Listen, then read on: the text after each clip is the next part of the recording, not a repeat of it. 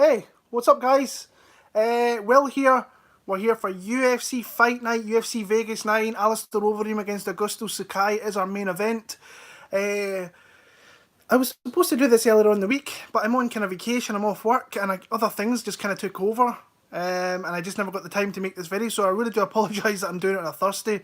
But I've been playing golf, I've been enjoying the outside, where the weather's decent in Scotland. So yeah, that is my kind of excuse for not getting this out earlier in the week. But I'm here to get it out tonight. So if you're new to the channel, please hit that subscribe button, hit the thumbs up, and let me know your most confident pick this week. I think there's a good card. There's a lot of really good, well-matched fights together. I'm just waiting for some fights to fall off because it seems to be a reoccurring thing every week that a fight will fall off due to COVID. I know that the main event for next week's already fell off, so that kind of sucks because I was looking forward to that fight. I actually thought Glover was a decent chance of being maybe a really good underdog in the main event there, but it is what it is. I think we've got 10 fights in this card here. Had fun watching some of these, so yeah, let's get into it. I can see you guys in the chat there. Much appreciate you saying some stuff and getting the chat going a little bit. But like I say, hit that thumbs up and let me, like I say, I want to know your confident pick, and I'll keep an eye on the chat here as I'm kind of going through the fights and see if I can pick some stuff off. So we're starting off, I'm kind of going off Wikipedia here, so I'm leaving OSP till kind of the co-main event, because I'm taking a guess he will be the co-main event in that one there. So we're starting off in the bantamweight division with Cole Smith against Hunter Azure, and I'm pretty confident that Hunter Azure can do this here, and I say that with a bit of trepidation for the simple reason that I bet him last time out against Brian Kelleher, and that didn't end so well for me. So but even though at that stage of his career, I actually thought he fought a really good fight against a really grizzled vet with a lot of hard qualities in his game that can make the fight really tough, but he fought really hard. I think that inexperience with him with his hands kind of really came to the forefront where his defense lacked, and he just got absolutely smashed to bits. So with that knockout, it was a vicious knockout on the chin. Got a little bit too aggressive, and I can see you guys in the chat there. I hope everybody's well, Jacques. I hope everybody's good there. I just think he got a little bit too confident in his chin, and Kelleher cracks. Like I say, Kelleher's a really hard guy to kind of face. He's a really grizzled vet with a lot of redeeming qualities. But I like Azure from what I've seen in his UFC, even though he's won one, lost one. I loved the fight against Katona. He realised that he could out-grapple Katona, used that to his advantage. Kind of went into the fight with Kelleher where I was kind of surprised that he was standing up with him a little bit, because Kelleher has got some power. He can check a chin. Very dangerous with guillotine. So his grappling, he had to be kind of super careful there. But I thought he was definitely outlanding him. He was getting countered a little bit too much for my liking. And like I say, Kelleher just kind of used his experience and came through. Cole Smith, in my opinion, big guy. I think that's his redeeming qualities. He's massive for the division. Big hulk of a guy. I think he's going to look to try and take this fight to the ground and really try and win minutes of this fight, being in a position of kind of superior position, pretty much, maybe on the back or being in top position. But I just don't think, not unless Azure makes another mistake, which can happen, then I think that, to me, Azure as a guy I'm looking at parlaying up in some spots, and I should maybe learn my lesson after last time, because I did that. I think he's minus 210 here in the UK. I quite like that with a couple of different pieces throughout this, with the over rounds and stuff. So I've got Hunter Azure here, but just be careful with Cole Smith, because I think he's got a lot of advantages in this fight, but just don't get sloppy. Learn from your mistakes. Fight a smart fight. I think he wins this one pretty comfortably. Alexander Romanov against Marcos Rogerio de Lima. I've picked Romanov. I've actually bet Romanov as well. I bet him at minus 105. I missed out in the plus money because I wanted to just watch a couple of fights, and when I came back, the line had kind of went to where he's a favourite. I think he's a pretty sizable favourite now from checking the odds earlier on. I think that, like I say, he's a bit of a wild man, a little bit unpredictable. His grappling's good, his striking's okay, but to me, he's nothing special in it. But in saying that, I don't think De Lima is either. He's got big power, decent with his jiu-jitsu, but I don't think he's got a gas tank, and I think Romanov can out-grapple him here. I think if he can get him down to the ground, and I think that De Lima, to me, is a little bit of a turtle on his back. He really can't get off there. when he has to explode, he exerts a lot of energy, and I think someone like Romanov can go hard for large parts of the fight. When he was supposed, I was actually going to fade Romanov against Tybura in Abu Dhabi, and watched his entire career. I think it was 10, 11 fights, and you see the kind of maturation of his body, of his fight skills, his fight IQ. You can see all that through his career. He looked a bit of a slob, looked a bit of a mess, but now he's kind of really tightened himself up, looks a bit of a decent unit for the heavyweight division, and his skills have definitely come on a long way, because, I mean, the calibre opposition's not great, but anytime you can watch a full guy's career outside the UFC, it's always beneficial. I think this is a better matchup than what he had against Tybura. I thought I was going to bet Tybura. He was an underdog in that one. I was definitely going to go in there. De Lima, to me, is just so hit and miss. He's got a lot of good qualities, but to me, he's always going to be one of these guys that wins one, loses one, and that's kind of what his record is. If you look at it here, lost to Antigulov, beat Kimball, lost to OSP, beat Visharek, lost to Struve, beat Ben Sassoli. I mean, his calibre opposition's not great either, and he's getting these wins. I think Romanov's got a little bit too much for him, in my opinion. Just don't get caught with a big shot. Fight smart. Tire this guy out with your grappling. I think he wins the fight, like I say. So I've got Romanov. I think he can win a decision. I think he can win via stoppage. And I have bet him at minus 105. Yeah, minus 105 I got him at there. And I'm pretty comfortable that he can do it there. I'm confident that he can do it there. So just don't get caught. Next up we have... is that the women up next? Yeah, Vivianne Araujo against Montana De La Rosa. And if you've watched the MMA Huddle, then you would have seen I was on De La Rosa. And this is one of the ones I'm like, was I maybe jumping the gun a little bit there? But I do think Montana is a very live fighter in this, and our betting odds, I don't know what they are. I've not checked her line recently. So she's plus 155. That's came down a little bit. I think she was plus 175 in some spots there. I think she can do well in this fight. I think she's moved out to Elevation Fight Team. I love what they do with their camps over there. I think that they really do change your fighter. They really kind of get them fighting smarter. Obviously it helps with the gas tank and everything, but to me she's at a kind of clear disadvantage with the pure kickboxing of Araujo in this fight here. So if this gets into a striking battle, which I don't think it is, because De La Rosa will not let that happen. She will be diving in for legs, trying to use her height and her length a little bit to get this fight to the ground, and I think she could possibly push Araujo up against the fence and kind of have some success there and try and reap for takedowns. Chain her wrestling if she can do that. Not that she's the best chain wrestler, like I say, but on her feet she will be at a kind of speed disadvantage, just a striking disadvantage against Araujo. But De La Rosa's striking, if you've kind of watched through the years, her striking was kind of non-existent. That's came on leaps and bounds since she's been in the UFC, but her bread and butter, Buffo, what's up man, hope you're well, her bread and butter is her grappling and her wrestling. So I really expect her to come out here and try and use that wrestling to her advantage, put her against the cage, try and tire Araujo out. And we've seen Araujo, like, I was completely surprised that Sakai came out there and outstruck her, because I thought Araujo was the pure better striker. I thought I would come out there and grapple. Didn't really happen. And she kind of got beat up a little bit, which was a surprise to me a little bit. So, like I said, I picked De La Rosa earlier on the week on the Huddle.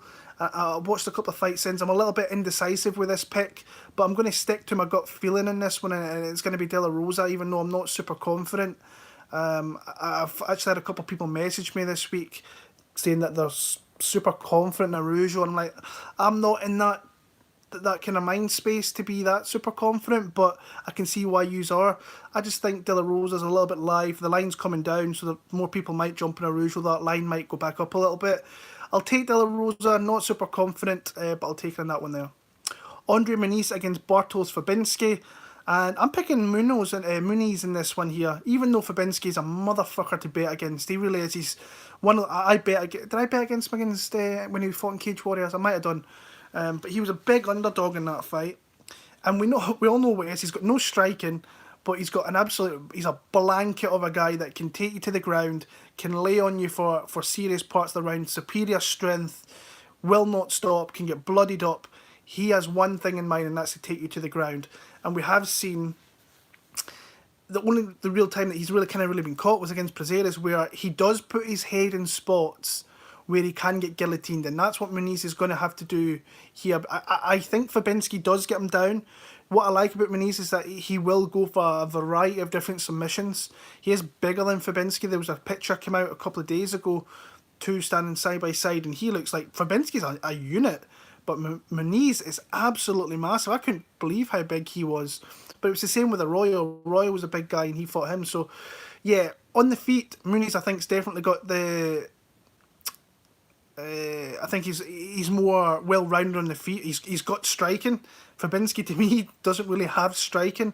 But we all know what Fabinski's going to do here. And if he can come out here and tire Muniz out where he struggles to really get off in his submissions, he will roll this fight out and win 30-27, 29-28, whatever it may be. But I think Muniz is going to give him trouble on the feet. I think, like I said, I do think he will get taken down. But I think, to me, the value in this one is... On Muniz, he's back up to plus 140. But when you see Fabinski at a line at... What is the line on Fabinski right now? Minus 160. That's been lower. I think it was like minus 140, minus 145 at one spot. If you could have got around about that for a guy that could easily win here 30-27, that's not a bad line. I just feel like my pick has to be in the dog side here because I think that he's got opportunities to get submissions, and I think that Fabinski does put his head in some spots which is a little bit sketchy. So I'm going to go Andre Muniz. I'm going to go submission. I'm going to go first round. I think he's going to catch him with something and kind of go from there. Thiago Moises against Jalin Turner. I'm having a rough time picking between these two. I do think the value is definitely in Jalin Turner, and like I say, I've kind of copped some. I've said some things in the past about Jalin Turner, and then I got brought up by his mother, who kind of read the riot act on me, and then Jalin popped into one of the comments here, and after he beat Joshua Kulabau. So this is sometimes you say some things about guys that you kind of see, and you have to remember that I'm a fan, so I should maybe be giving these guys respect. Like, I've got the absolute utmost respect for every fighter, but me sitting here critiquing a fighter and what's good and what's not, that's a little bit maybe out of my line, and she brought me up in it, so fair play to her. And yeah, so that's something you always learn from that. But she is an absolute a great woman, a really nice woman. She was very courteous, and she told me about how Jalin kind of works really hard at this. He's always ever really kind of went after, and him and Roosevelt Roberts and stuff like that. So it's always nice to hear stuff like that. And like I said, I apologise for what I said, and thankful enough she was gracious enough to kind of accept that and move on. But it's so if you're watching, I hope you're doing well. I hope Jalen's doing well. I wish him all the best this week. But in saying that, my pick's going to be Thiago Moises. So apologies if you're watching this, Jalin, because I know you watched in the past and you said some things. So it is what it is. It's just my opinion on the fight. Hopefully, you, like I said, I think you're on the value side. I think you've got a lot of defining qualities in this here where you could absolutely win this fight. I think once you're 25, 26 years old, and you've got a frame like no other. You've got a really long frame. You've got dangerous weapons with your elbows and your knees. You're striking, and I think you're a brown belt in jiu-jitsu as well. I think where Jalin kind of Turner maybe lacks a little bit is that when on his takedowns, and I don't think he's bad at his takedown defense. I think he will kind of go for the guillotine more often. But Moises, to me, is not a kind of grappler heavy guy. He's more of a guy that with explosive power on the feet. But he doesn't throw all that much output. So I think Jalin can pick his shots on the feet and really kind of go with that there. Really kind of pop him at distance. And like if you watch the Moises fight against Michael Johnson, I mean, he was getting his ass beaten that fight. He really was. And then he managed to catch a leg lock and get him out there in the second round. Like I say, Jalen's got a lot of really defining qualities. And once he starts to put all together, he's really going to be a problem for a lot of guys. He really is, because he's long. Like I say, with the skills that he's got, I would like him if he had a little bit more output, because like I say, he's got some levers there that he can absolutely use to his advantage. And yeah, like I say, I wish him all the best here. But to me, I think Thiago, if he can get him to the ground, I think he's a pretty good black belt from what I've kind of seen in previous fights and so on. But like I say, if this stays on the feet, I think Jalen's going to pick him apart a little bit, because Moises is going to be at a reach disparity. He can absolutely kind of pick him apart, and Jalin can really pick him out a little bit. Still a little bit worried about Jalin's chin a little bit, but we've not seen Moises kind of have that one-hitter quitter power. So I should probably be in the Jalin Turner side here, but my gut feeling is I think Thiago just wins a very, very close fight. But like I say, if Jalin, if you're watching, I think his mum's Miss Cali fun on here. If she's watching, I hope you're doing well. Sorry for picking against you again, but it's just my gut feeling on it. So Thiago Moises, fair decision in that one there. Featherweight division, we've got Brian Kelleher against Kevin Natividad here, who is coming in short notice for Ricky Simon, who I thought was going to be a good fight there. And I did the MMA huddle back on Monday, and I was like, oh yeah, I'm pretty confident that Brian Kelleher can win this fight convincingly, and I still think he can look fairly dominant. But I was going to bait him. I was actually going to parlay him with Hunter Azure, and I'm like, I'm kind of off that now. I watched Natividad. I think he's very game. I think he's a tough fighter to come in here, but he's again fighting a really well experienced guy. And Brian Kelleher, who's got a lot of defining qualities, like I said when I was breaking down the Hunter Azure fight. Big power, can counter strike, not the easiest guy to get down. If you do try and take him down, he's got guillotine for days. A lot of experience against good guys, even outside the UFC, before he made the move into the UFC. So, like I say, Natividad came through the LFA, which is always a decent organisation. You're always going to get matched up with fairly half-decent fighters. But he's jumping on here on short notice. Now, I am picking Kelleher, but I'm not as confident as I kind of was earlier on in the week. I think Kevin can maybe give him some problems. It is at featherweight, so I think he is going to be a little bit bigger already. I did well. I picked Romanov in that fight, by the way, just to let you know, and I bet him as well. So yeah, but I kind of like Kelleher just kind of everywhere here. But I think Kevin can fight him close. So I've got Brian Kelleher, not a fight I've kind of looked into too much in the Brian side, more in the Kevin side. I always like looking at the new guys coming in. So I've got Kevin to give him a tough fight, but I've got Brian Kelleher to win the fight here, maybe via stoppage. And like I've had some people message me regarding, like I think he's minus 220, minus 225, Brian Kelleher. To me, that's a good parlay piece if I look at odds and fighters with opportunity and how much they can win. And like I said, I was going to put him in a parlay, but I'm a kind of habitual guy that will kind of fade Brian Kelleher. So, Kelleher best fight predictor. He's decent. He's good. He's actually really, really good to listen to break down fights. I like people like him. Chaz Skelly's a guy that he watches a lot of fights. He bets fights as well, from all intents and purposes. So a couple of guys that I like the fighters when they kind of can break down fights and good. And he's did really well with that. So. And he's also a rapper as well. Not the greatest rapper, I'll say that, but at least he gives it a go. So, yeah, I've got Brian Kelleher here. I'll take him via stoppage in the mid part of this fight. Oh, my God, this fight. Michel Pereira against Zelim Imadeav. First of all, Pereira, I'm not going to pick him again after the Diego Sanchez thing. Because... I mean, I think it was kind of smart in Diego Sanchez for what he did, but I just cannot trust a fight like this. And in saying that, I was so surprised that he didn't get Diego out of there a lot sooner than what he did. But he fought a really kind of tactical fight, which is unlike him because he's always coming out there. He's doing crazy shit. He's doing cartwheels. He's doing backflips. He's doing things off the cage. But the guy's got a lot of big power as well, and you've seen that in the fight, obviously, with Danny Roberts. You've seen it in spots against Diego Sanchez. Still super salty, because I bet him in that one. I was really looking forward to cashing that bet, and then he was against Diego Sanchez, who is, many of you will know, is my favourite fighter, but Diego was smart in my opinion. Looking back at it now, watching the fight back, he was clearly going to lose the fight. The guy's on pretty decent contract in the UFC, so he took the opportunity to get the win when he got it. So it's interesting to see with Pereira here, because if he decides to kind of fight smart, John actually, and then when we huddle brought this up the other day, there, it's like there's no crowd there, so he's got nobody to impress except for the people at the TV, so he's not going to get all these screaming and oohs and ahs from the crowd. So he might come out here and fight a kind of decent game plan and not try and do all the spectacular stuff, but then again he might do that for the people that are at home. So I'm just not going to pick him in this spot here, but it's also his last fight in his contract as well, and he wants to re-sign with the UFC, so who knows which is going to go here. I've never been the biggest fan of Zelim Imadeav. I don't think he's all that great. He's come out and said he's going to grapple with Pereira, and we've seen that Pereira, he can be taken down, he can be kind of dominated. We've not seen all that much from Zelim in that kind of aspect of that.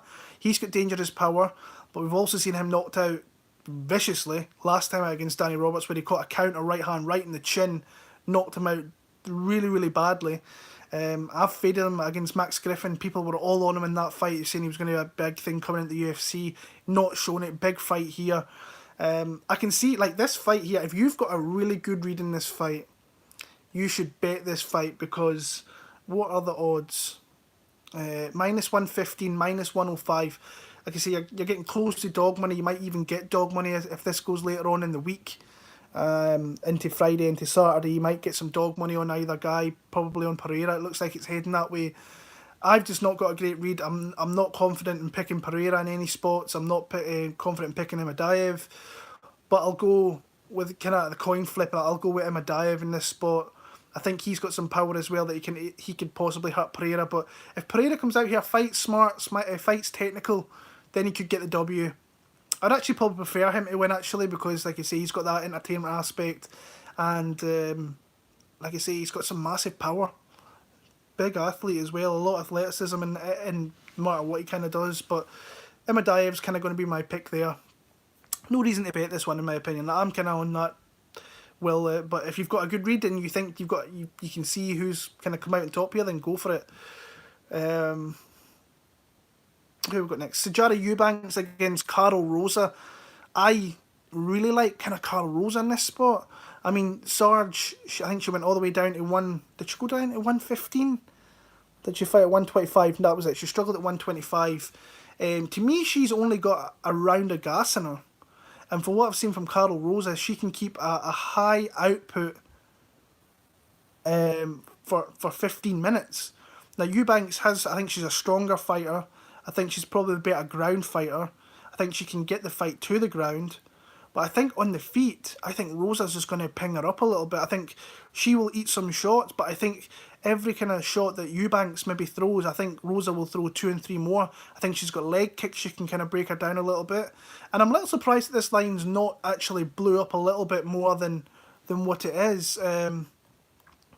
Because the lines kind of came down more towards Rosa, where Rosa, I think in the UK, she's like minus 125. I think that's a decent line, man. I really do. So, for me, I'm actually really looking how does the short nose affect Rosa in this fight. I don't really know. It's hard to really tell. But she's a girl from all intents and purposes. I watched an interview where she did with one of the Brazilian journalists, and in the comments there was a guy that was putting like a translating what she was saying. She was like, she's always in the gym, she's always ready to go, she's always working on cardio and stuff like that. So it seems to me like she's coming in here and she's kind of ready to go. To me, Eubanks is very, very hard to face in the first round, but she starts to fade off. You've seen in that Kelleher fight, and I said after that fight, I cannot believe I bet Sarge in that spot there. That was a horrible one. I remember walking home from work late at night when the fights were on. I was watching that and I was like, fuck you, Eubanks, losing to Betch Kelleher, but it is what it is. That's the sport sometimes. Like I said, I think Eubanks is very deadly earlier on. I think in jiu-jitsu, if she can get the fight to the ground earlier on, she could be a bit of a problem, because I think she is very, very strong. Betting you Rosa after the first could be smart. She could be that. Like I say, if that round is a close round, you might get plus money on Rosa, so that's something I'll probably look at. But pre-fight, I think Rosa's actually a decent bet, actually, and it's something I'm looking into. The line's not really moving all too much, so I'll kind of wait it out, and I'll see that might be a bet I make on Saturday, midday. I'll always have a little look then and decide on some spots. But I like Karol Rosa in this, but I just like her output. I think she can absolutely beat the head off Eubanks. Just be careful and try and not kind of... If she can win this first round, I think she's going to win all day. But the first kind of round and a half, is going to be a pivotal part in this fight, because I think Rosa comes on strong late. So I'm going to take Karol Rosa. Excuse me, guys. I'm going to take Karol Rosa for the win there. OSP against Alonso Manifield. This fight obviously happened a couple of weeks back. It was supposed to happen a couple of weeks back, I should say. Then old COVID-19 decided to get involved, and then it got postponed, put on 2 weeks later. They did this with Ankalaev and Kutalaba last week, and it got pulled on fight night. So fingers crossed this is not going to happen again. I think it should have been done a little bit longer out. The pick was Menifield then. I'm still going to pick with Menifield now. And the line's one of those ones where it's really tempting me. Because I think OSP's kind of like Eubanks. She's very dangerous early. But he kind of fades off a little bit. Moving kind of between divisions, between heavyweight and back down to 205 is not a great thing to be doing at his age that he's at as well. Menifield, I think, is one of the biggest hitters in the division. But we've seen he's got a kind of gas tank problem, but we've also seen that when he lands a big shot, he can hurt you pretty badly. You've seen Devin Clark's face in that fight there, where he just kind of caught him one time in the orbit and really just blew his face up very, very badly. Like I said, I'm not going to go into this too much. I kind of spoke about it a few weeks. If OSP can somehow get this to the ground or get his arms around that neck or whatever it may be, I think that he could definitely get Menifield out of there. Gold caps are kind of right in there. Yeah, the best fight IQ. But what I like about Menifield is the camp that he comes from, and the kind of head coach hopefully will kind of show him the mistakes that he made, and hopefully he kind of rectifies that. But like you said, his fight IQ is not the greatest. But I'm going to stick with Menifield. I'm going to take him via TKO. There's no point in me changing my pick of a fight that was supposed to happen 2 weeks ago. So Menifield for the W there. Alastair Wolverine against Augusto Sakai is our main event of the night, and this is one I feel I've got a good read on, but I've never really had the best read on Overeem fights. So yeah, my pick's going to be Alastair Wolverine though, and there's a couple of bets I'm looking at in this spot specifically. I'm seeing a lot of love for Augusto Sakai. There's some really good carpers out there that I respect a lot that are on the Sakai side. In this one here, he's an up-and-coming guy in the UFC. I think he's 4-0. A couple of those fights, though, have been really close.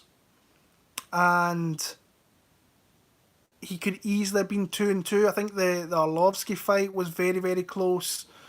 The Blagoy one was very, very close. But Blagoy is just a big wall there that it's just hard to look good against and hard to really get anything off on and hard to hurt. So Sakai, to me, he's come in. I bet him a couple of times at underdog odds, which has been a surprise that he's been at those spots. But I think that Overeem, like you say, the guy obviously cannot take a shot to save his life, but he's got a lot of defining qualities with his striking game. Sakai, to me, is going to have to get in close here, try and maybe push Overeem back, because I think if they're in open space here, I think that Overeem could pick his shots very well. We're talking about, like, if you're looking at Overeem's last fight that's just been brought up there, I mean, I'm not taking anything away from the win from Alastair Overeem. I bet him in that spot, but Walt Harris gasped very badly, like really badly, so he gave kind of Alastair Overeem the kind of opportunity to really come in and win that fight. He blew himself out after 2 minutes trying to get those power strikes off, and after that he was pretty... He was just gassed badly. He got him out of there. So to me, Walt Harris kind of played into the hands of Alastair Overeem a little bit, which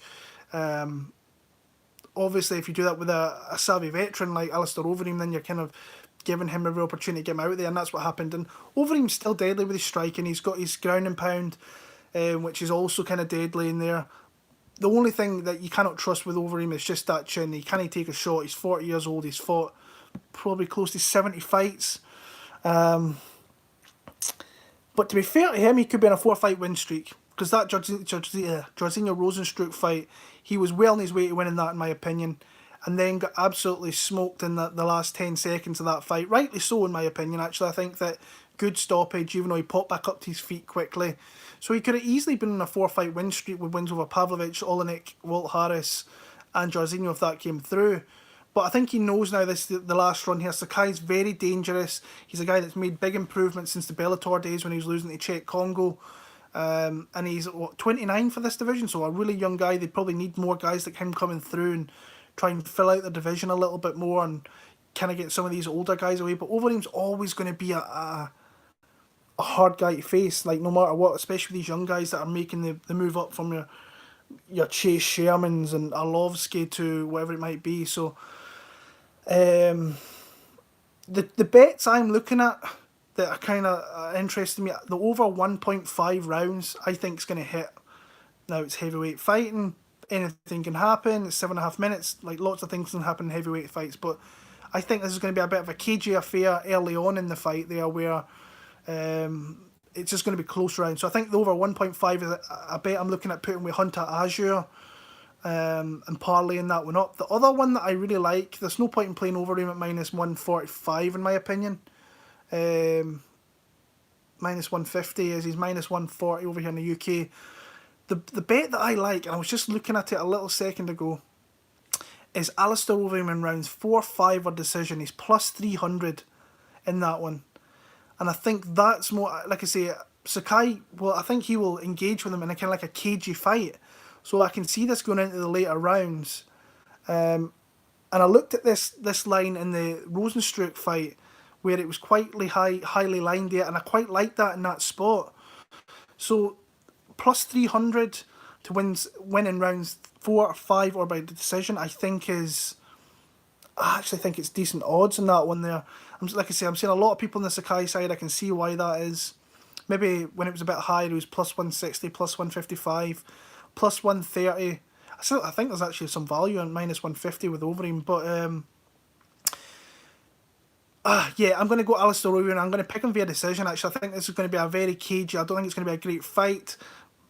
Like I say, if I'm betting that rounds 4 or 5 in decision, it's going to be a really bad 15-minute kind of sweat there. But I like Sakai as a prospect, but I think Reem's just maybe got a little bit too much for him right now. So I'm going to take Alistair Wolverine. I think I'm definitely going to parlay that Hunter Azure and the over 1.5. I really do like that for this week. Someone just said they're my most confident pick. I'm actually pretty confident Alexandr Romanov, even though I don't think he's the greatest fighter in the world, but I think he's got a good matchup here.